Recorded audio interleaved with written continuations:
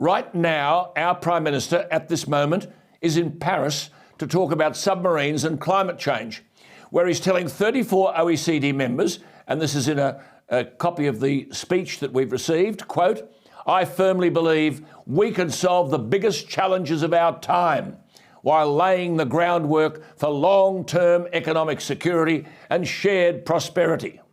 Is that hubris? This is not punching above your weight. This is talking above your weight. He will boast about Australia being, quote, "a major energy resource and food exporter." Well, that's right. Export the energy resources so that other countries can have cheap power, but deny it to his own people.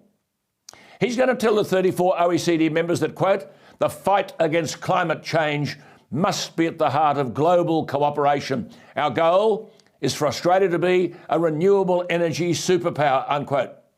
PM, why don't you take a plane trip since you're going everywhere? Steer the plane towards Amsterdam and start mouthing all this climate change nonsense. You should already know, Prime Minister, that Germany, under a green coalition, is now firing up mothballed coal-fired generators because their dear old renewables can't do the job. Austria is following Germany, reverting to coal power, and then the Netherlands.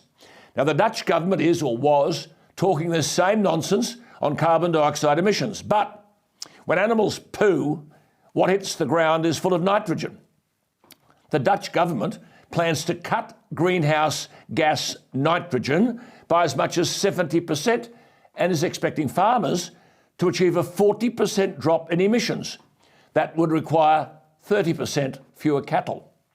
The Netherlands is the world's second largest agricultural exporter, and now their farmers are being targeted. Thousands of tractor-driving farmers are demonstrating in the town of Stro, which is east of Amsterdam, arguing simply that the future of farmers is being destroyed. You see, the generation of electricity only contributes 32% towards greenhouse gas emissions.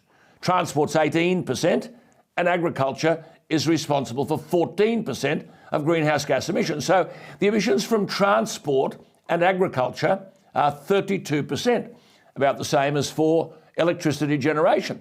So what happens to agriculture here, as in the Netherlands? Reduce the emissions in line with the Paris target, and you'll have to reduce the number of animals. Our total emissions in Australia from agriculture are about 75 million tonnes of carbon dioxide equivalent. Reduce that by 28%, which is our goal, or it was the Morrison goal. I mean, Albanese wants 43%, but just take 28%. You'd have to go down to 55 million tonnes of emissions.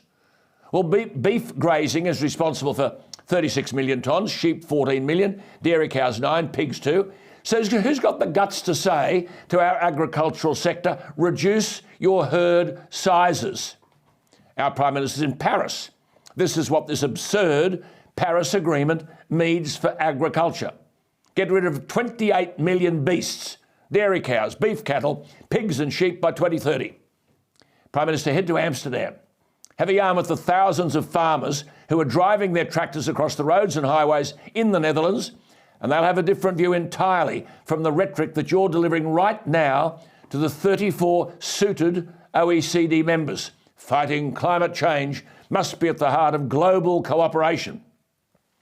OK, Prime Minister, tell the agriculture sector and the transport sector what that will mean for them.